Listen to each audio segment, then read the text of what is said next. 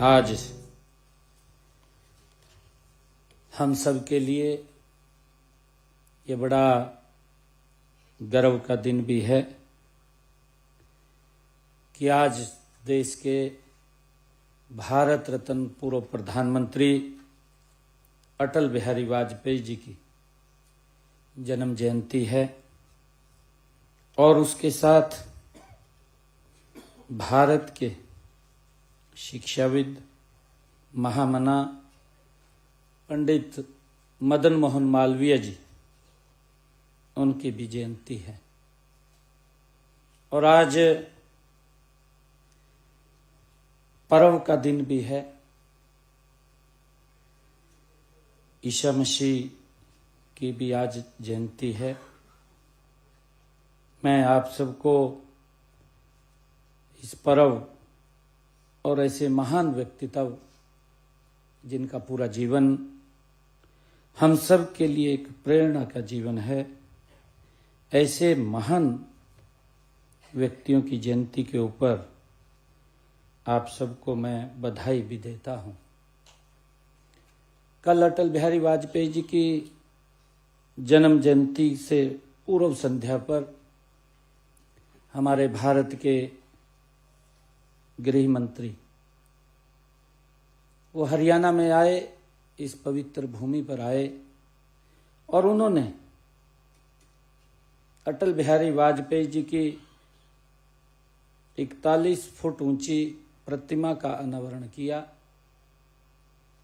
सुशासन दिवस को लेकर के कल कई कार्यक्रमों का आयोजन, जिसमें आदरणीय अमित शाह जी रहे, हमारे कृषकों का कोऑपरेटिव का एक कार्यक्रम, उसके बाद हमारे 5000 से ज्यादा पुलिस के नौजवानों ने जो कठिन प्रशिक्षण लेकर के अपना पासिंग आउट किया है, उसकी सफ्त का कार्यक्रम, और उसके बाद अटल जी की प्रतिमा का अनावरण, एग्जीबिशन का अनावरण और ब्लड डोनेशन कैंप, जिसमें हमारे युवाओं ने कल एक समाज हित में रक्तदान, जीवन दान, एक उसका भी आदरणीय अमित शाह जी ने अनावरण किया। अंत में ऐसे महान वीर बालकों को भी नमन करने का वो अवसर मिला है कि जिन्होंने देश और धर्म की रक्षा के लिए साहिबजादों ने अपने पूरे परिवार की महाकुर्बानी उन्होंने दी। ऐसे साहिबजादों को भी कल नमन किया गया। और उसी अवसर पर देश के गृह मंत्री आदरणीय अमित शाह जी ने हरियाणा का डॉक्यूमेंट विजन 2047 उसको भी लॉन्च किया कि 2047 तक हम हरियाणा को किस ऊंचाई पर देखना चाहते हैं। देश के यशस्वी प्रधानमंत्री आदरणीय मोदी जी का जो संकल्प है कि हमने 2047 तक भारत को विकसित राष्ट्र बनाना है, उसी कड़ी में जो कल डॉक्यूमेंट विजन को जारी किया गया, उस डॉक्यूमेंट विजन का भी यही उद्देश्य है कि 2047 तक हमारा हरियाणा किस दिशा के अंदर जाएगा, किस ऊंचाई पर जाएगा, उस डॉक्यूमेंट विजन का भी कल वो लोकार्पण किया गया है। मित्रों, आज हम सब जिस महान व्यक्तित्व को स्मरण कर रहे हैं, वे केवल एक प्रधानमंत्री के रूप में नहीं थे। अटल बिहारी वाजपेयी जी एक विचार थे, एक संस्कार थे और राष्ट्र भाव का जीवंत स्वरूप थे। ऐसे महान व्यक्तित्व अटल बिहारी वाजपेयी जी थे, जिनका जीवन हमें प्रेरणा भी देता है, हमें सिखाता भी है कि राजनीति भी साधना हो सकती है। अटल जी का जो जीवन है कि राजनीति साधना भी हो सकती है और सत्ता भी सेवा का माध्यम बन सकती है। ये अटल बिहारी वाजपेयी जी के जीवन से हमें मिलता है सीखने को। साथियों, वो अटल विचार थे क्योंकि वो कवि हृदय थे। अटल जी बोलते भी थे कि वो अटल थे विचारों में, वो अटल थे विचारों में, वो अटल थे संस्कारों में, वो अटल थे विचारों में, वो अटल थे संस्कारों में। सत्ता आई सत्ता गई, सत्ता आई सत्ता गई, पर अटल रहे सिद्धांतों में। अटल बिहारी वाजपेयी जी का जो जीवन है वो हमें सिखाता है, उनसे हमें प्रेरणा मिलती है। और साथियों, क्योंकि मैं ये कहना चाहूँगा कि विशेष खुशी की यह बात भी है कि आधिकारिक रूप से 2 दिन पहले ही हमारे बने नए जिले हांसी में भी आज सुशासन दिवस का भव्य कार्यक्रम हो रहा है। हमने 23वें जिले का गठन इसलिए किया ताकि लोगों को अपने प्रशासनिक कार्यों के लिए दूर न जाना पड़े और उस क्षेत्र का तेजी से विकास हो। साथियों, आज हम सब भारत रत्न सम्मानित महामना पंडित मोहनलाल मालवीय जी के जो राष्ट्र को समर्पित जीवन और उनकी अमूल्य सेवाओं को भी हम याद कर रहे हैं। साथियों, मैं इन दोनों महान विभूतियों को सत नमन करता हूं और उनके जीवन जन्मदिन पर मैं आप सबको भी हार्दिक बधाई और शुभकामनाएं देता हूं। साथियों, आज का यह शुभ दिन प्रशासनिक चरित्र व कार्य संस्कृति और हमारी नागरिकों के प्रति जवाबदेही के संकल्प का आज ये अवसर भी है। हम सुशासन दिवस के रूप में जब एकत्र होते हैं, जब हम इसको मनाते हैं, यह दिन हमें भारत रत्न पूर्व प्रधानमंत्री श्री अटल बिहारी वाजपेयी जी के आदर्शों व सिद्धांतों की याद दिलाता है। उनके लिए सत्ता सेवा का माध्यम थी और शासन जन कल्याण का पर्याय था। उन्होंने अपने चिंतन, कर्मों और दूरदर्शिता से भारत को नई दिशा और पहचान दी है। उन्होंने भारत को सशक्त बनाने के लिए सशक्त नीतियों की नींव अटल बिहारी वाजपेयी जी ने रखी है।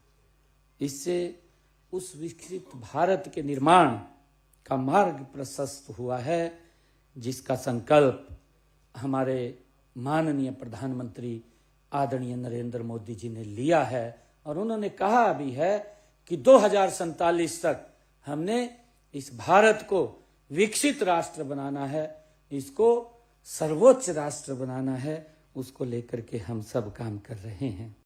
साथियों, देश के यशस्वी प्रधानमंत्री आदरणीय नरेंद्र मोदी जी के कुशल नेतृत्व में आज भारत जिस परिवर्तन के दौर से गुजर रहा है, उसके अनुसार हमारा विजन स्पष्ट है।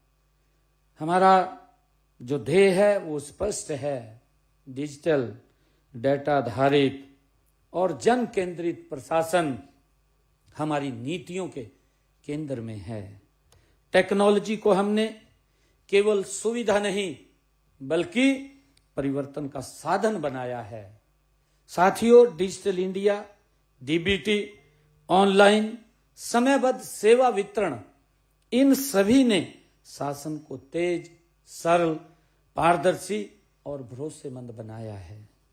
साथियों, सुशासन का महत्व इस बात में निहित है कि यह लोकतंत्र अधिक जीवंत बनाता है। ये लोकतंत्र को और अधिक जीवंत बनाता है। अच्छा शासन सामाजिक न्याय को सुदृढ़ करता है। साथियों, इससे निवेश आता है, उद्यमिता को प्रोत्साहन मिलता है, रोजगार के अवसर बढ़ते हैं, जनता में समृद्धि आती है।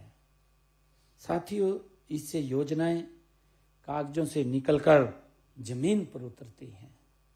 मुझे खुशी है कि प्रदेश में शिक्षा, स्वास्थ्य, पोषण, आवास, स्वच्छता और बुनियादी ढांचे में आज जो गति से सुधार दिख रहे हैं वे सुशासन के ही ठोस परिणाम हैं। साथियों, लेकिन हमें केवल इन्हीं से संतुष्ट नहीं होना है। हमें सुशासन के लिए समय की जरूरत के अनुसार अपनी कार्य प्रणाली में निरंतर सुधार करते रहना होगा। इसी बात को ध्यान में रखते हुए हमने जब 2014 में जनसेवा का दायित्व ये संभालते ही व्यवस्था परिवर्तन से सुशासन और सुशासन से सेवा का अपना अभियान शुरू किया था। साथियों, इस अभियान की सफलता नियत और नीति पर निर्भर करती है।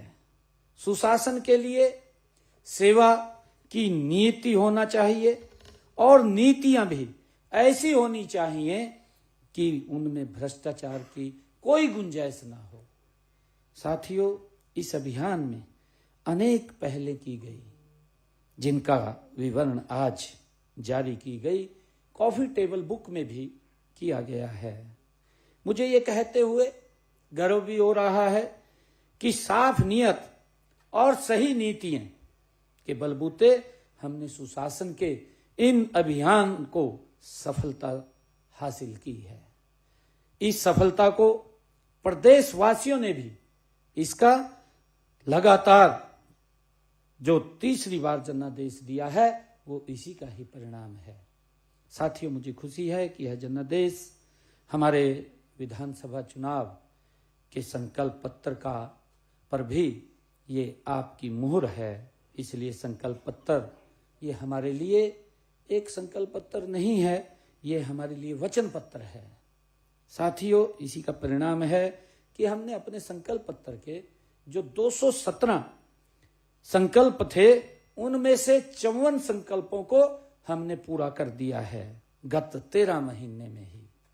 साथियों, यही नहीं 163 संकल्पों पर गति से उनकी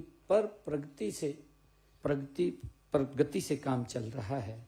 मित्रों, आप सब जानते हैं कि हमारे से पहले की सरकारों में जिस प्रकार का भय, भ्रष्टाचार, भाई भतीजावाद और क्षेत्रवाद का जो बोलबाला था, हमने एक एक कर भ्रष्टाचार के सभी रास्तों को बंद किया है।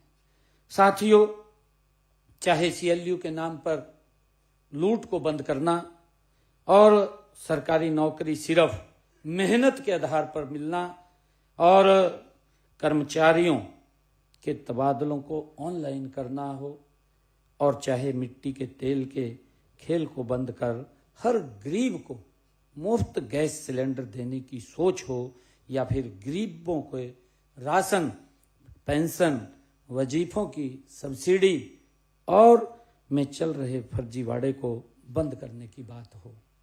साथियों, हमने कभी पीछे मुड़ करके नहीं देखा है। हमने डिजिटल तकनीक को शासन का आधार बनाया है। साथियों, इसी का परिणाम है कि हरियाणा आज देश के अग्रणी राज्यों में ये शामिल हुआ है।